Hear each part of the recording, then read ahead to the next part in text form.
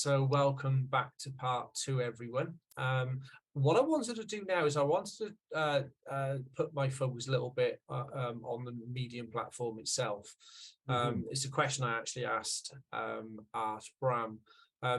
You've got a lot of experience writing. I know I didn't know, but you've only published one book, but I'm sure I read somewhere that you've done like 20 odd books, but obviously they haven't been published. So you've got a lot of experience. Do you only write on Medium, or do you write on other platforms as well? Well, I have some stuff. Oh, you mean before or right now? Which was the first platform you wrote on? Oh, that's a long time. Maybe Fiction Press and fanfiction.net. I mean, those are the earlier ones I remember, but I'm sure there were more. But yeah, I just wrote lots of places. I did do a little bit of WordPress blogging before, so okay. at least it's not completely zero. Oh, I wrote a random article for tvtropes.org just for fun. It's a famously addictive site, but you know what? Medium is even more addictive. Where does your love from poetry come from? Because I know you do a little bit of poetry, and again, it all seems to be from the heart kind of stuff that you're writing. So have you always been into poetry, or is that a recent love of yours?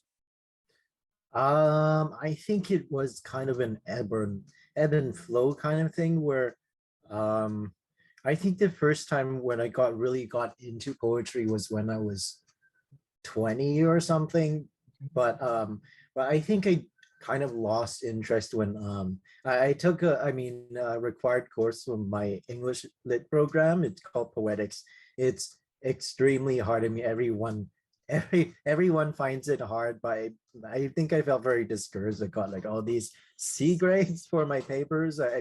It's normally, but I mean we didn't directly talk to a prof. I was just a TA teaching assistant, and he said something like, okay, well, if you want to continue as an English major, then you better go to the writing center and show them an essay every week. Yeah, he actually said that. Well, I never did that, but I got an A in my next English course. So I was like, that shows him. Well, I mean, he is like, this course, they are extremely strict. But I mean, I did realize later on that, in that course, first of all, they are being ridiculously strict. And second of all, it was about analyzing poetry, not writing poetry, which is very different. Yeah, I mean, I still like analyzing poetry, but I don't necessarily want to write them up in formal research papers. I mean, I don't mind doing it, but I actually normally don't even mind writing research papers. I kind of like writing almost anything. And also after that grueling course, at least I learned how to write a proper thesis statement. Yeah. So it basically had to be very specific and something that you can argue against. It can't be something obvious. Wow. It can't be a plot summary, but I'm petrified you're going to start analyzing my poetry. Then I don't do a lot of it. I do a little bit of an inside track. I started writing poetry to kind of impress the women, let's say. So that's really where it come from. I got a bit of a dogged background, as I'm sure you've read a couple of my articles on that. But that's where I got to my poetry, because women kind of liked it. So I thought, hey, it's a way in. I'll write some girls some poetry.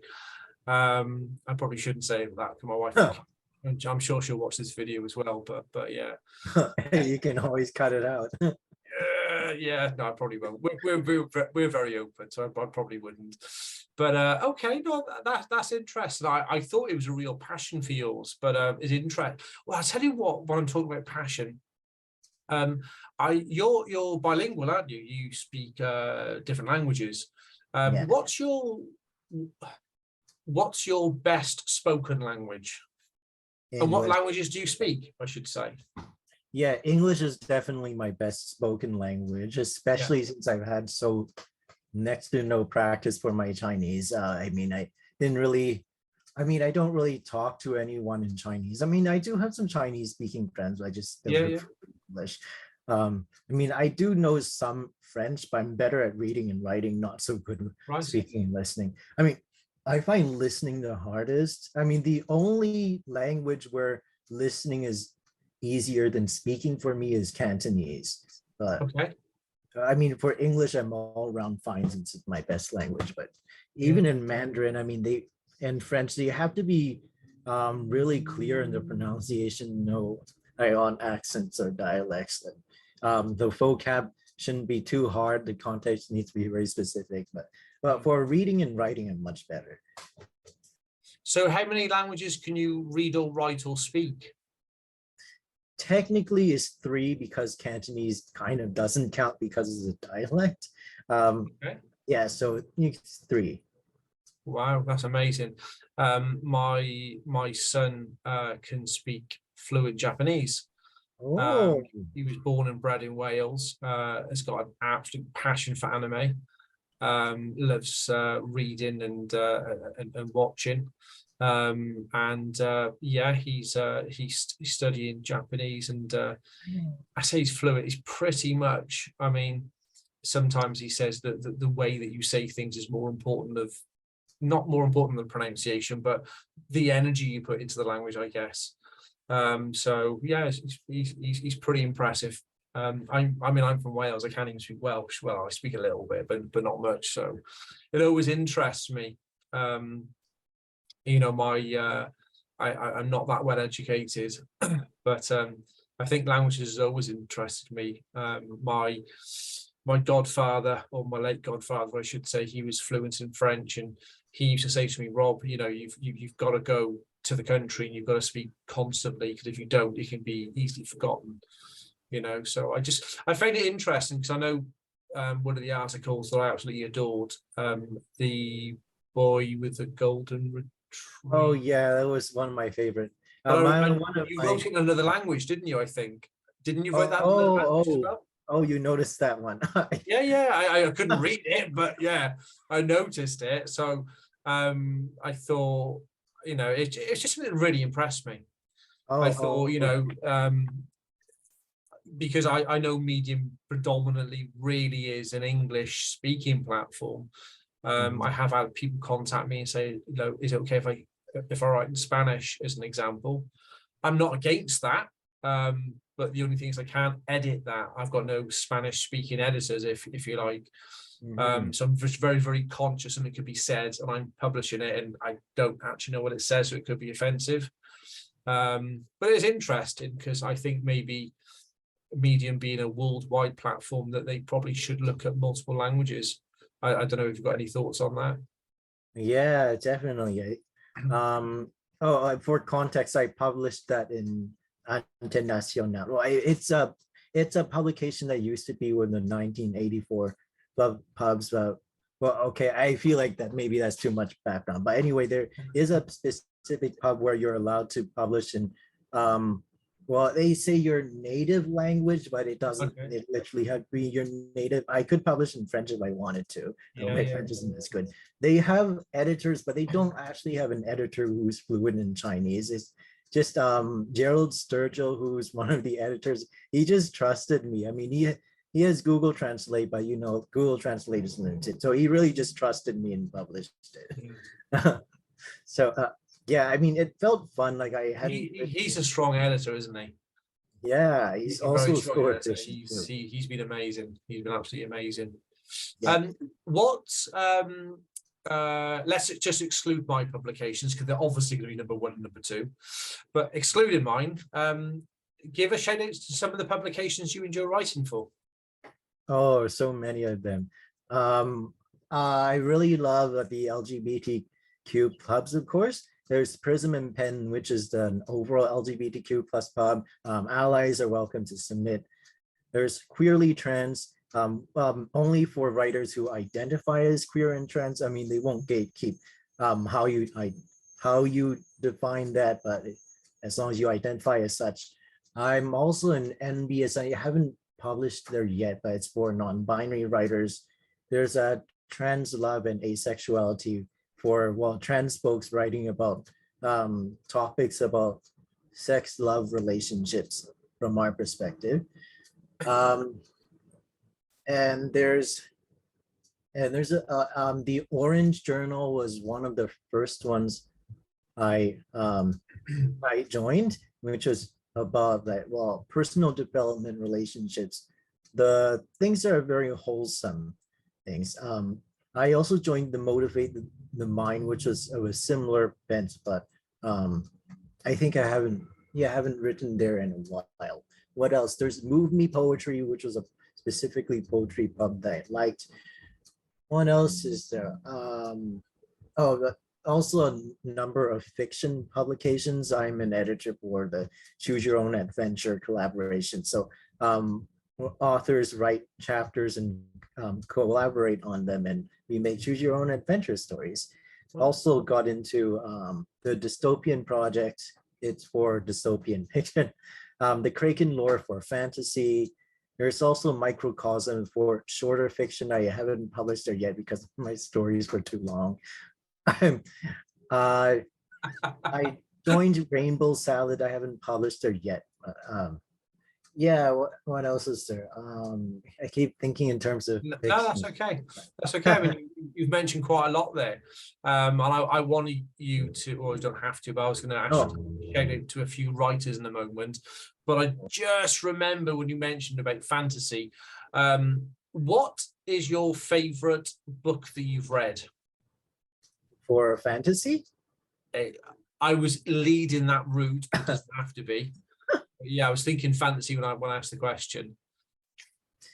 Yeah, I mean, it's interesting because when people typically ask me my favorite book, the books that come to mind are actually not fantasy. I mean, I actually just love all sorts of genres of books. So I mean, my favorites are all over the place, but two of my favorites were literary classics, actually. One was George Eliot's The Mill on the Floss, and another one was Dostoevsky's Crime and Punishment. I mean, maybe it kind of gives the impression that I'm really into literary classics. While I do like them, I also enjoy just modern books, genre fiction, literary fiction. I know there's a lot of people who kind of are very favor one or the other, either modern or the classics, or either literary fiction or genre fiction, but I think I don't really favor anything because I've enjoyed books from all over the place. I think it's also because it's going back to me being detail oriented. I typically don't really like to say I love everything in this category or I hate everything in this category, because it just doesn't make sense to me. There are things I like and dislike in every category. So I know I just totally went departed from your original question. Yeah, those are two examples of books I really love. Okay. So there's been a lot of changes on Medium. I released an article tonight about the changes on Medium. You probably haven't had a chance to catch up with that one yet. But what's your feelings on how Medium's changed since you joined? I think it was in January 22 you joined. Yeah. Is that right? Yeah. Yeah. How have you found Medium since you've joined, how it was then and how it is now? Yeah, I feel like my timeline is relatively short, right? Yeah, now I'm just thinking about what actually changed. I mean, I hear people talking about stats going up and down, mostly down. I guess you might not have noticed many changes. You know, it was a question I just thought when we were talking. So has there been many from your point of view, or have you not seen much change at all? There were changes. I just had a brain fog, but okay, I remember one very notable one was that I think the read stat is really messed up, the read ratio. Just so many articles where you have more fans than reads, which doesn't make sense. And by the meaningful comments that people have left, you know that the read stat is inaccurate. And I do know, even from checking how I read, I mean, I'm not a fast reader, but I always read faster than the estimated read time. And there were some experiments where sometimes it doesn't count if you read faster than read time. So I just ignore the read stat. I'd rather look at the fans because of all the people usually don't clap for you unless they've actually read and enjoyed the article. Yeah. Do you ever listen to any stories on Medium? Yeah, sometimes I do. I mean, I tend to be very impatient, so I usually prefer to read it, whether I download it onto my Kobo because there's no backlight, or read it on my devices. I found the dark reader, so Yeah. black page, white words to be easier for my eyes, but I still have to be careful. Um, yeah, that was the most notable change. I mean, I've noticed it seems like Medium has gotten quieter lately. Even in my notifications bar just isn't as wild as it used to be. Not just for my articles, but for other people's. Just, oh well. I mean, I won't be leaving anytime soon, of course. I do have like plenty of friends and plenty of communities that I love and people who enjoy my stories, and I enjoy theirs too. If a friend of yours wanted to join Medium now, what advice would you give them? I would advise them to not focus on the money, that the money should just be a bonus. Like, don't rely on it on a stable income or even a huge source of income. Very few people actually make it past $100, and honestly, $100 doesn't cover much because the cost of living is so high. Yeah. And it's just some people just wear themselves down overworking on Medium because they want to make a lot of money. But I think that kind of takes the fun out of it when people are just sharing out articles that they don't even enjoy. They just think it's popular, and it's, well, what's the point? I would rather rely on something more reliable than Medium when it comes to money. Yeah, write something that you really enjoy. It's okay if you don't stick to one niche. It's okay if your interests change, and okay if you become super scattered like me. What you could really emphasize on is to make friends with people you like, um, reach out, don't be shy. I mean, I can be shy too, but it just, people are very nice here. There are the odd assholes, but they are rare. Most people are very open-minded and progressive and very understanding. Like, yeah, I was especially struck by how compassionate people are towards mental illnesses and physical abilities and health issues. No one will tell you, well, it was all your fault, you didn't take good care of your body or whatnot. But no, people are very, very kind and would be touched and be sad for you. Or some people will tell you that they had similar struggles. Yeah, just really enjoy yourself with the community, the writing, the money, the stats of views and reads are, yeah, I think they should be secondary. Otherwise, you're just going to be miserable. But I'm pretty sure a lot of people would disagree with me there. But that's No, it's fine. interesting. I mean, Medium, if you look back at the history of Medium, Medium was produced and it was a reading platform. There were very, very few writers back in the day, and then Medium opened the gates up to letting the public write, let's say. So it's gone really from a reading platform to a writing platform, and I feel now it's more of a social media platform. So I always say, first and foremost, it's reading. Pay your $5 or $50 for the year and have a great reading experience. To enjoy the articles. If you're right and you make some money, great. I joined with a slightly different reason. I just got caught up with, you can make $1,000 a week. Look at this side hustle, and I just joined in with a hype, and that's when I joined. But I now feel that Medium's more of a social networking platform. You can read some great articles. Yeah, you make a little bit of money on the side. It's by the by, it's nothing really.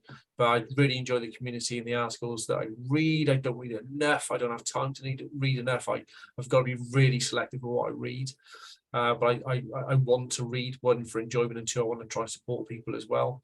So talking about supporting people, my last question I've got for you, unless you've got any for me, is there anyone that you'd like to give a shout out to?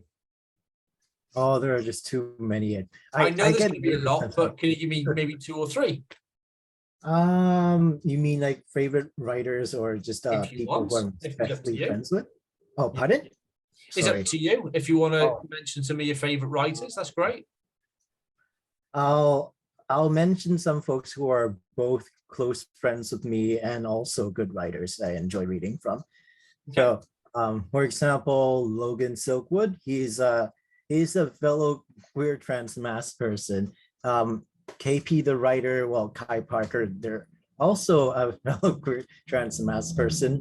When I first joined Medium, at first I was still timid. I didn't know how people would react, and it felt very nice to find like people with similar identities. Yeah. Um, who and I felt close to them very quickly. I mean, they're both very easy to talk to, and we have lots of similar experiences and gripe about things. I mean, we also have different experiences, and we compare notes. Yeah. But I mentioned Gerald Sturgill, who is also Brilliant. one of my close friends.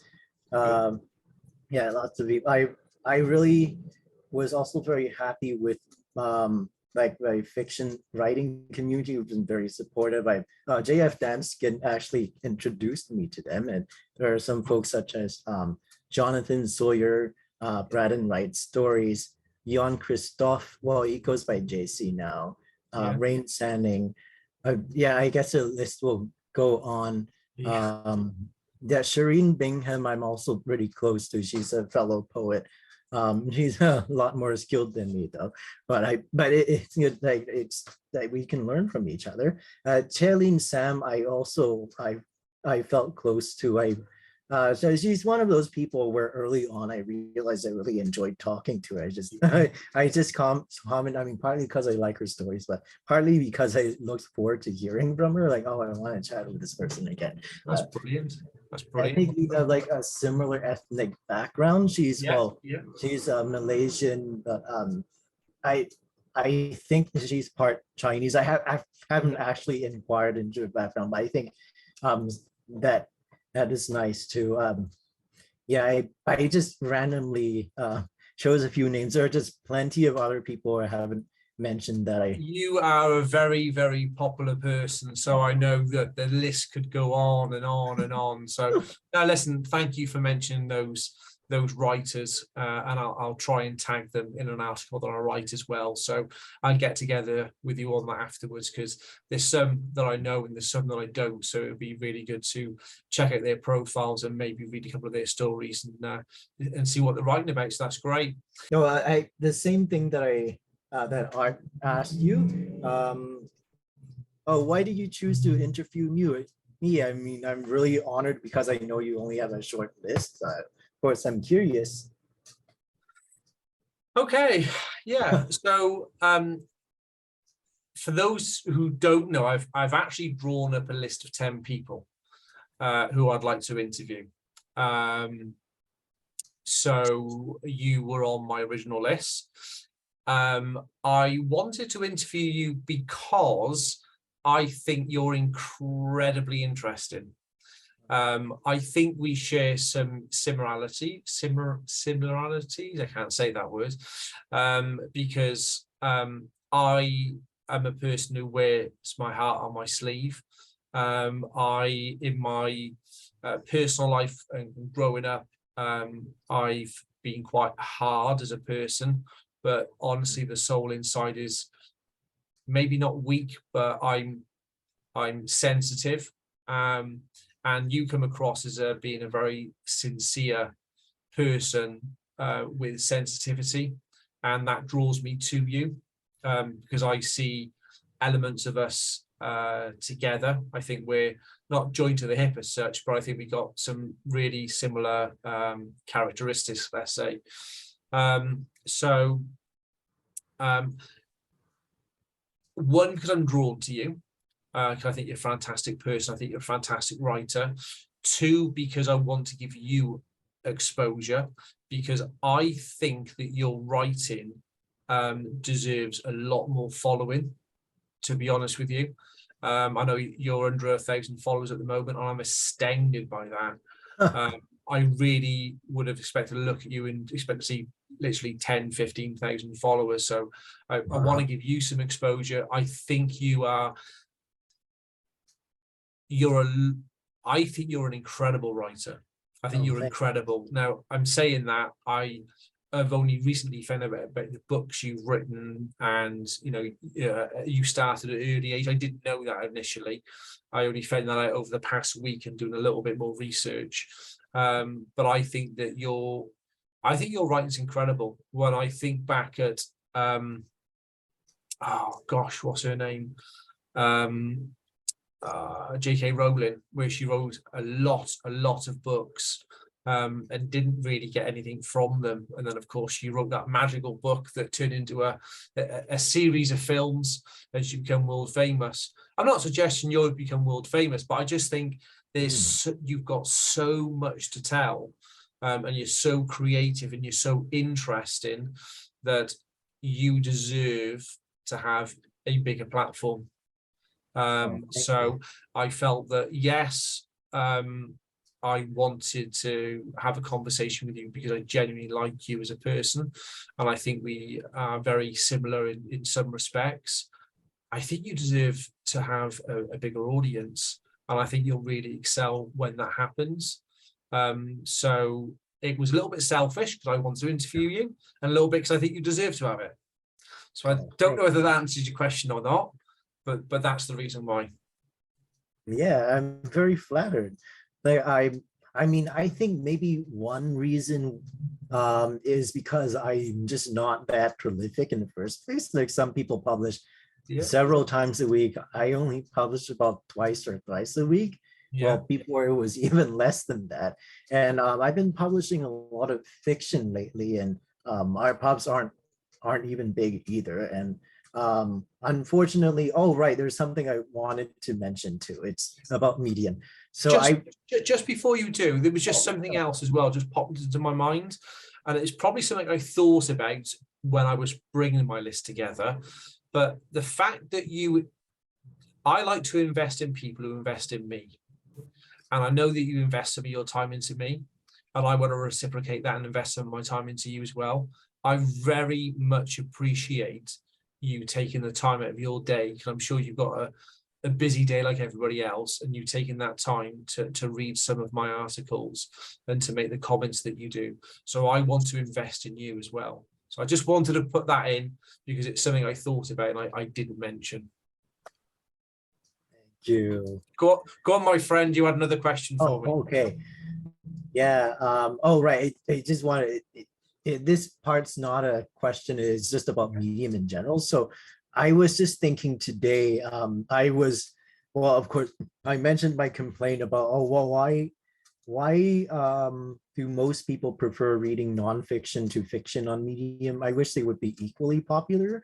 But I just realized a big reason for it. It's just, I think the way Medium is advertised, the way it's known for nonfiction. Just a lot of people, myself included, had no idea there was fiction and poetry here. Just another friend I introduced Medium to, he was also, oh, I didn't know Medium published fiction. I mean, in the past, I thought Medium was just for journalists.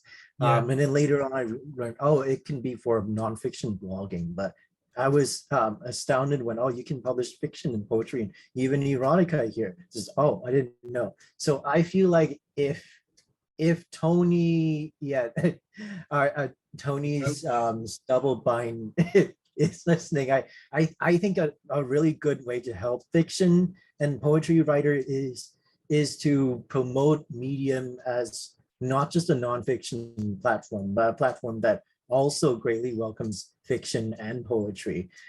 So hopefully that will attract more readers who like fiction and poetry and who like reading them. And this will also benefit nonfiction writers, because I'm willing to bet that many of these fans of fiction and poetry are also interested in nonfiction. It would be a win-win situation. I feel like that would be like maybe one of the #1 solutions to our problems. At least that's what I'm thinking. Because I mean, as much as a lot of us like to blame the platform, I think it's just a matter of the audience. It's just most people, I mean, not that many people who are fans of fiction and poetry even know Medium is for that. Anyway, yeah, I just wanted to go on that spiel. Yeah, no. Yeah, I only wrote down a second one. I really thought I wrote down more, but we can always chat. Oh, right, yeah. because I know you also write lots of personal stories. How do you summon the courage to be so vulnerable about it? Because for me, I tend to be an overshare, but there are some times, even just recently, I'm having some kind of emotional block almost, whereas I feel too vulnerable. I don't really want to write about it right now. I would rather write about it indirectly through poetry or fiction. Writing about it directly, it's just a bit much for me. Like, how do you tackle that emotional resistance that you have in me? Oh, how do I say this without getting teary? Um, when I joined Medium, I read a few personal stories that touched my heart. I guess I always remember the first story I wrote, or the first story that of any worth that I wrote was a story about how I found it difficult to bond with my daughter, and it was a really hard story to write. I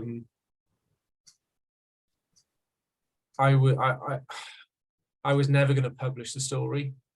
It's just something I needed to get off my chest. I found I just went through a difficult time.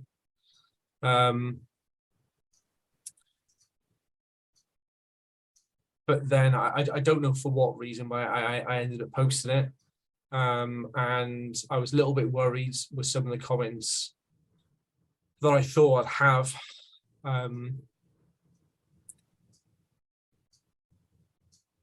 But I ended up having some really positive comments. And I felt that it was a time in my life where I felt ashamed of myself. But then I thought, if I was going through this situation, then perhaps other people were as well. And I was really blown away with some of the positive comments that I had. I actually did a follow-up story in the last 3 or 4 weeks about it. I mean, it's complete chalk and cheese. She's the apple of my eye. I never mention my family's names, apart from my wife. I've mentioned Laura. But my baby, my precious, my baby little girl, I absolutely love her to bits. So yeah, I don't know if I answered the question or not, but basically I wrote without having the intention of publishing it. And then I just thought to myself, there's got to be other people out there having the same problem as I am. And so I just found the courage to hit publish. And because of the positive comments I had, it made it easier to start writing some more personal stories. And I think, apart from the odd occasion, I would say 98% of the comments I receive is positive. That community has encouraged me to be brave and be bold and to write more. And I found that Medium has been a therapeutic for me. And psychologically and mentally, it's probably helped me more than anything else has.